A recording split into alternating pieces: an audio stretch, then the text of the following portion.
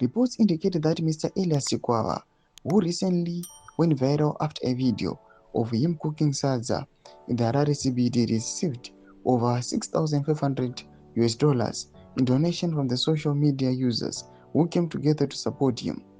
Mr. Chikwava also received a residential stand in Nyabira and 1,000 US dollars cash from the CEO of Real Tap View Group. Sadapina mashoko buda pangwana chinzi, the same person, Elias Chikwava, obatiwa at a funeral panguva inoi kuchinoi achiba foni narembozha zvaita kuti atandaniswe nevanhu kusvikira atozoendeswa kune vematungiro enyika. Aiwa, mapurisa aonekwa kunzi this person anenge anozikamwa.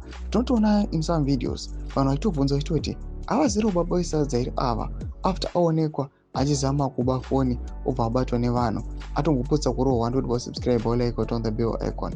Kana muchinda mberi nyora chita. However, in a shocking turn of events, he was reportedly caught red-handed stealing a phone at a funeral in Chinoi.